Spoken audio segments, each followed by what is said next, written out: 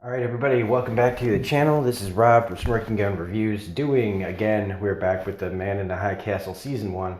We're doing episode 4 called Revelations. And if you haven't seen the episode, probably go watch that first.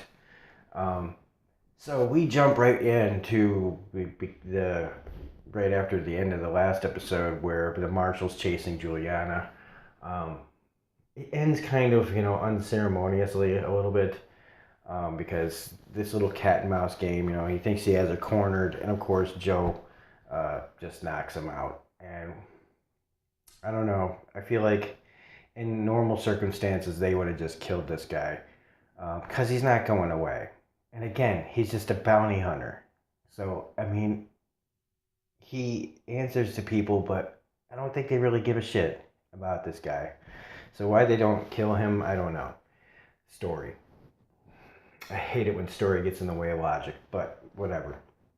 So they go and find Lem, who was their contact. This whole show is just spies and mistrust. So it's kind of sometimes frustrating, but you know, they talk to him. He's got this nice little place where it looks, he takes care of kids and he's got a wife and a life, but they don't really give you anything. All right, he's the contact. They're supposed to give him the film, um, and he doesn't trust Joe. Which as we all know, he shouldn't. Juliana definitely shouldn't be trusting this guy. Um, and he eventually takes them to where they're supposed to meet the Man in the High Castle, but it's a trap, sort of, because he doesn't know how much he doesn't trust Joe, which again, he's right.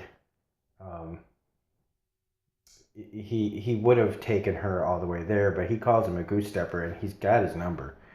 But she gives them the film, they check it out, it's good, and they're gonna kill them, but then Joe gives up his film. Now, in the first time seeing this, I was kind of like, okay, but that really doesn't change anything. Because if the Nazis are, collecting these films, destroying them, whatever, it wouldn't be out of the realm of the possibility that this guy has a film because he killed somebody that had one, or, just as a, cover. Like, oh, don't kill me, I have one of the films. I mean, but again, I guess you have to have your suspension of disbelief just enough to where he doesn't kill them. He lets them go, and so they got to make their way back to town, where the marshal is waiting, and it's just kind of, I don't know. He's sticking around, and they have to figure out a way to get out of there. So she fakes, she gets into town. They have these conversations back and forth. Did you watch the film? No. Uh, she gets into a car and she drives away, and Joe, in his truck behind her, stops in front of the guy and tells him that he's working her. You're gonna kill a Nazi if you stop me. And this guy's like, if you get in my way, I'll kill you. And before this, Joe talks to John Smith on the phone, and when he mentions the Man in the High Castle, this is where John Smith really perks up. I mean, they've been looking for this guy, and so he basically tells Joe, like, hey, you get a chance to shoot this guy in the head, even if it means your life, you got to take it. You'll get a hero's funeral and all this stuff, and it means a lot to John Smith that this happens. But it's kind of a scene where they just want to keep trying to make you understand that Joe is a Nazi, and that he can go either way at this point. So the motivations are still unclear. You don't know where Joe's going to land, and they keep kind of pushing that part of his character. So Juliana fakes her death. She crashes the car. They had taken the body of the woman from the cave or the mine, and she slips it away so that her and Joe can get out of there. In the meantime, over in San Francisco, we've got Frank trying to get bullets for his gun. You can't legally buy bullets. Nobody can have a gun. Nobody that's an American can have a gun. Only Japanese can have a gun because us old Americans, you know what we do with guns? Bad things, which is not untrue. But they really want to keep guns out of the hands of Americans. And so he has to go to an antique shop to buy them, which is actually kind of clever. I got to give it up to them for thinking, where would you find bullets if you couldn't find bullets? There's no eBay. Well, I mean, it is 1962, but you know what I mean. The other thing in this is DJ Qualls is Ed. He comes over once. What do you get the gun for, man? What do you get the gun for? He's just an annoying... He's there to be in the way of the character. He's there to be an obstacle. He's nice. He doesn't want anything to happen. But there's just something... I don't know. There's just something about the way... I don't know if it's how he's performing it or how it's written. But... it's just annoying. Like, you're just getting in the way of something that you know is going to happen. Like, we're stalling. That's probably what it is to me. Is that he's the character to try to just stall the story, keep the story from moving forward, and that's a little just annoying. And so I like the guy at the antique store, and he does play a bigger role coming up. But I like that guy. He does sell him the bullets. He has this like fake paper trail that he has to make, which is also interesting. And then Ed shows up again. But before we get to that, you can tell now that the mission between Tagomi and his German contact is they're trying to pass a message on to someone else. Something is important in this little microfilm thing. And I believe it's probably got to do with the Man in the High Castle. And it all comes down to like this event that the Japanese prince is having. And so now we go back to Frank, who, Ed comes over again. I thought you were going to get rid of the gun, because Frank, in pure TV fashion, this happens like all the time where somebody's like, you promise you're gonna blah blah blah, and I go, yeah, of course I'm gonna do that, the thing that I don't want to do, and they don't. And it's unbelievable when they say it every single time. Hey man, you said you were gonna stop doing drugs. Oh well, I don't think they ever have done it in a believable way where it's like, why do we keep doing that? Why is this trope still going on? But anyway, he didn't get rid of the gun. He got bullets. And now, stupidly, Ed takes the gun, points it at Frank. It's just fucking hilarious here.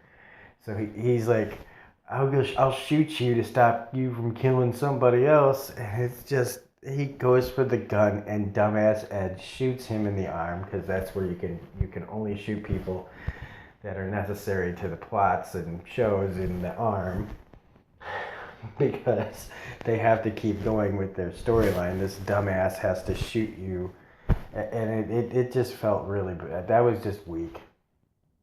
I don't know why they had to shoot his character to get the point across. Now, except just to waste a bullet, to make the tension go, oh, now he only has 2 bullets. Oh, fuck. And so Frank does the thing that he should have done in the first place, which is just lock DJ Qualls' Ed in the closet. But then you need him around to answer the phone when Juliana calls Frank again.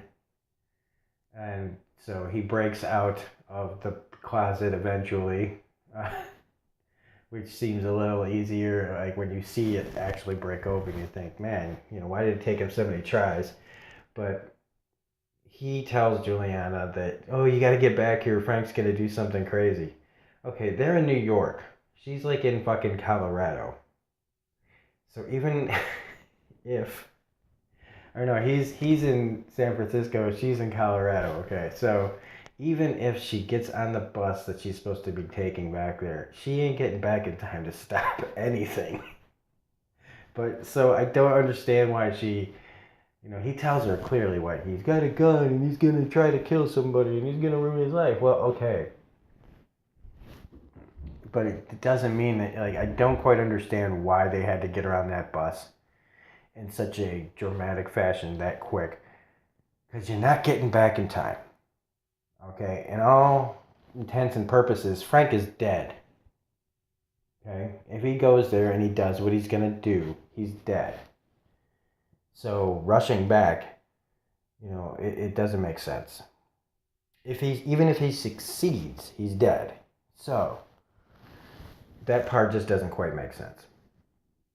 I guess they just needed, again, to separate Joe and Juliana to get her back to Frank and may give Joe the motivation to, yearn more for her, whatever.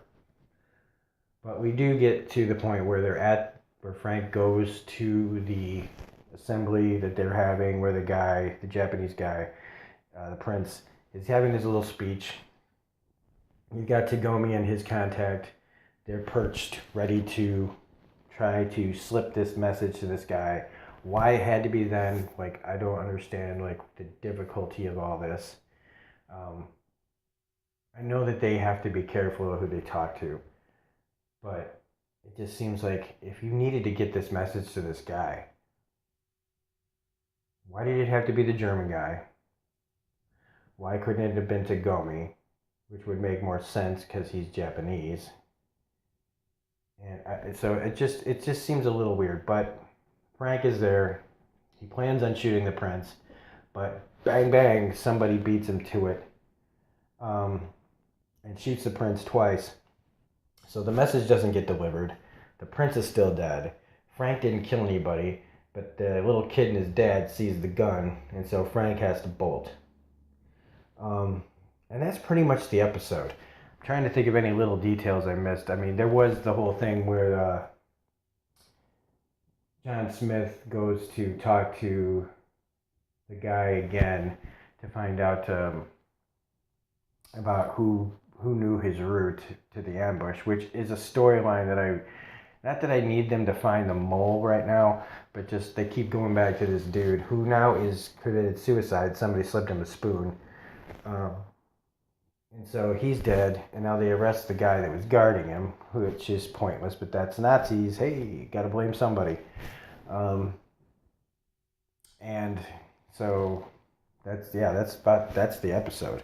The Nazis still don't know what's going on. They've got they know that somebody did something and have no evidence at all.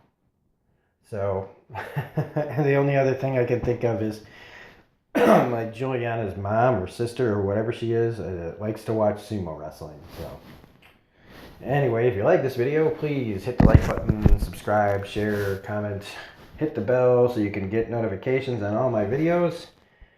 We hit 171. Another new subscriber. Thank you very much, whoever you are.